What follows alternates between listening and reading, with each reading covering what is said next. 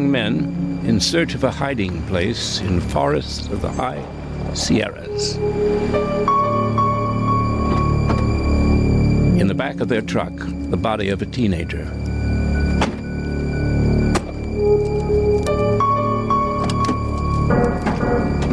According to later court testimony, 2 of the young men in the forest that night had had sexual relations with their victim.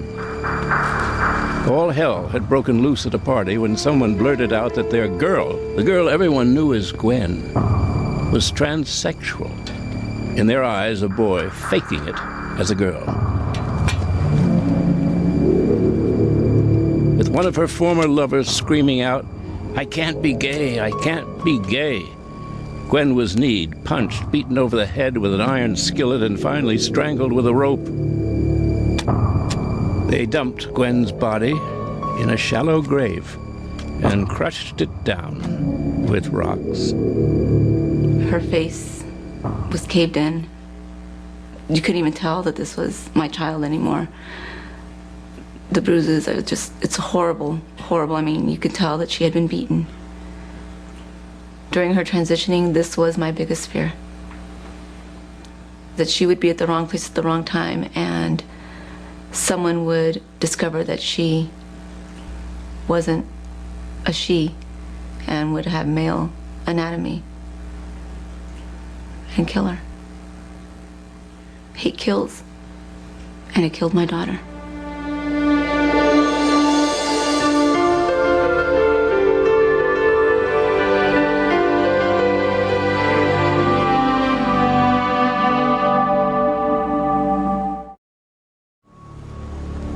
Why does it incite such hatred? In 1996, psychologists from the University of Georgia devised an experiment to test something that had long been suspected but never confirmed.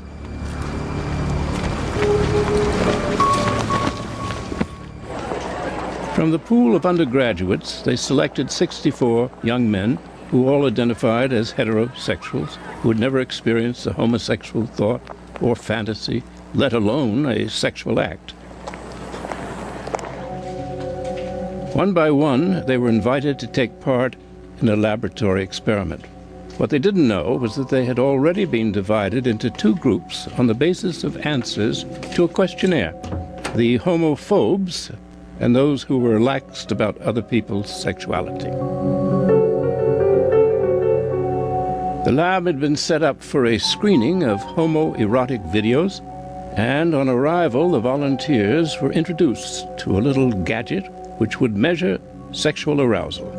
We use penile plethysmography, and I have an example of the strain gauge here. This loop goes around the penis, and as the penis becomes engorged with blood and it becomes erect, it stretches, and we're able to detect those differences in length of the circumference of the gauge. Okay, what I need for you to do is pay attention to the video that we're going to present to you. Then after it's over, I'm going to ask you 2 questions. On a scale of 0 to 10, how much did that turn you on? And then on a scale of 0 to 10, how much of an erection did you get to that video? Do you have any questions? Okay, we're ready to begin.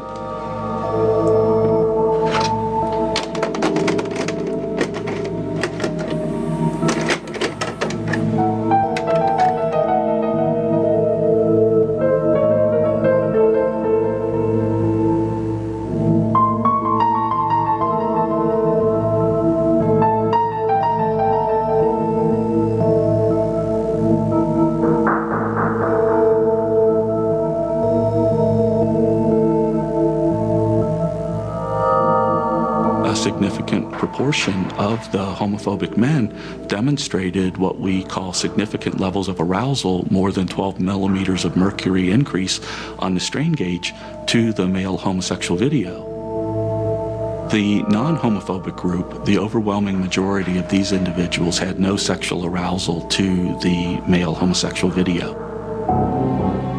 Here was confirmation.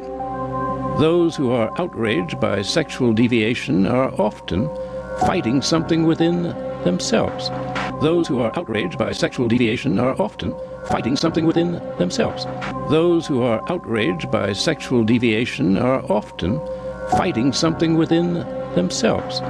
In this particular experiment, the extent of the denial was further underlined by answers given to the question, how much did that video turn you on? Although all participants were sitting there with their pants down and the evidence before their eyes, almost to a man, the homophobes reported no reaction whatsoever to the video.